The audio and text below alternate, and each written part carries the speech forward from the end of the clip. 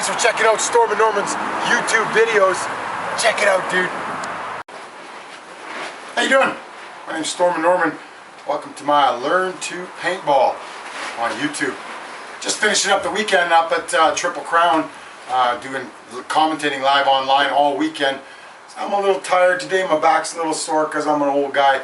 But I'll tell you what, I had just a fantastic weekend. The weather was spectacular. We had nice cloudy, cool weather, but still warm enough that the players didn't overheat. But it was fantastic. My view all weekend was mountains all the way around me. Very similar to the view I have here on my home field here in Victoria on the Souk Mountains. It's just gorgeous as well. You can come check that out in my other YouTube videos. Today though, what I'm going to talk about today, I'm really going to talk about the tournament. I just want to go through and first of all talk about the teams and some of the people that were there. And then I'm going to talk about some of the things I've seen at the event and some of the key players and moves and stuff that I think I want to share with you, so you can start to see how the videos that we're putting together are really teaching you the basic skill of the game and teaching you, and even at the upper levels of Canadian paintball, it's still done by the basic skills. So I'll show you that a little later on. So today I'm just going to go through the teams that were there. I'm going to start with Div 4. Div 4 is our earliest division. If you're a paintball team anywhere in BC, or of course in Canada or the world, go play some paintball, get to the tournament circuit. You can go on your local internet and find out who's doing what where, but there is stuff going on everywhere. So in our Div 4, that's our newest players come in. Very often those players have not played a tournament yet. This will be their first event. We have PB Addicts come in. We have Dirty Boys come in. SNG. I know of PB Addicts. Haven't heard of the Dirty Boys before. SNG's first time I've heard of them. We also had Ambush 4 in there. Often when we get any of the sniper or ambush teams, there's a number of teams coming in, so we number them. And then there was Axemen in there, AXE men. Just in case you're confused with from the movies or the video games, it was none of the movie stars or the superheroes. That was Div 4. Div 3, we had Lethal in there with Van City Threat, Sniper's Legacy. Of course, Sniper's always putting in strong paintball teams. And another new team that we haven't heard before, Fort St. John Damage. In our Div 2, Div 4 and Div 3, these are 5-man divisions. They're going to play center flag.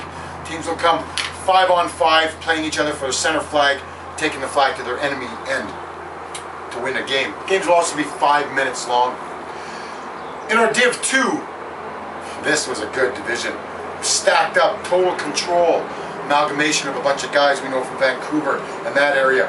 Bushwhackers threw us off. They were called BW, and some of the players we knew, but lots of them seemed to be fairly new. But I'll tell you what, came up, played fantastic paintball. Fighting Irish, we always see that from the Fighting Irish. They're a hot paintball team, and certainly a team that we can keep our eye on in the future. Our own well-loved Victorious here from Victoria, headed up by Big Rob, does a great job keeping these guys on track. And I'll tell you what, this is a club that we need to watch in the future. They're going to be going somewhere. They've got a huge talent pool from some of the best players that the island's produced in the last 5 years. And I predict that they're really going to go places. I could easily see the Storm and Norman stamp going on them, and me embracing them and really helping their careers come along, if they'll have me. Also, our own Vancouver Island Unleashed there, new team just sort of put together from a couple of War Party guys from Victoria, a couple of boys from Carnage up in Duncan, and Kelowna Hustle. First time we've seen Kelowna Hustle on an event, myself personally. I think they've been around for a little while. Pretty good team. In Div 1, Div 1 was just stacked. That's our highest division of Canadian paintball. You've got to be serious about your game to be up there. Up in that division was Seattle Swagger, Seattle CDR, which we've seen up here many times. Swagger is a new team out of there, which is still some of their players that I believe have left CDR, reforming Swagger with some of the other local guys. Also, Van City Synergy were there, scrambled during the event. Hard weekend for you guys. Ambush Army there as well, with Arsenal. Arsenal being led up by, or headed up by Cole Scott and some of the other top pro players out of Impact. Also put together a new team, look good, feel good. Never heard of them, never seen them, but I'll tell you what, they came out and they really played some paintball. Very impressed by those guys. Also, our X division, something a little new. Mike's been running in our CPPL series. It's the X division, And a little different from RX series than others, ours isn't big enough yet. And so in that division, there really is only, it's a mixed division, and you're going to get new players coming into that division, and then the old veterans that have been playing in that for already maybe even as much as 4, 5, or 6 years. In that division, we had Inquisition from Alberta. They also brought their buddies out, Vengeance, which is a bunch of my buddies as well, and they all came out, put on a great show. WC Grizzlies came out, same thing, did a great show, but really those three teams were in a class. They were in what we call the amateur division. A great paintball teams. They could go out and stand there against anybody else in Canada, but prestige worldwide, these are the cream of the crop of Vancouver paintball, and I believe some of the boys from Calgary as well.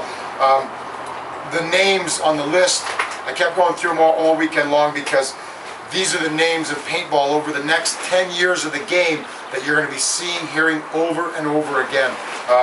And a player like Cole Scott, he's a funny kid. I've only known him for about 5 years, and the very first time I seen him in an all-star practice playing with a pump gun and then with no gun at all, just impressed me so much. The kid has class, style. He is one of the coolest people I met in the game, and I'll throw this out there because I can say anything I want. I'm Stormin' Norman. I think Cole Scott's one of the best products that we've seen produced out of Vancouver in the last 5 years. And I take nothing away from the other players, but he's really advanced himself into a class by himself. If you watched him play this weekend, on Saturday alone, no less than 4 or 5 times, I seen him walk up the middle of the field in a timing, and if you know the timing of the games go by beginning, middle, and end.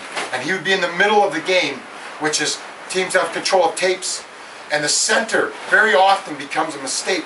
Cole Scott read that over and over and over again, and no teams picked up on it and were able to stop or contain him.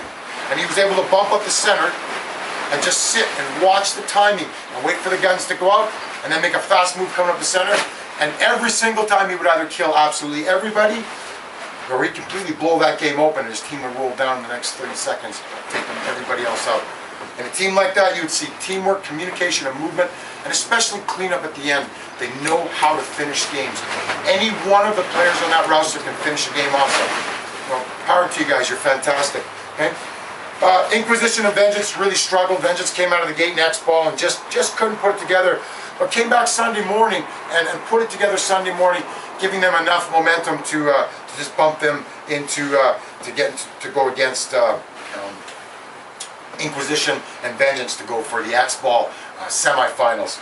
Those two teams went into that. They struggled it out. Inquisition was able to play better and put 7 points on the scoreboard, with Vengeance, of course, only getting 2 points, sending them home at that point. Okay? We'll go to the finals of X-Ball. We're going to see now Prestige worldwide, and Inquisition going into that. And I'll tell you what, you can't take nothing away from Inquisition. These guys mentally struggled all the way through that. I don't think they had a problem physically with it. They looked like they were physically strong enough to keep going through it, but mentally things started to break down. And what you've seen was that they were still in the amateur division. Prestige was sitting in a pro division by themselves. Walked away with 7-0 on the scores. That's just too much domination. Congratulations to Prestige. Fantastic X-Ball showing by you guys.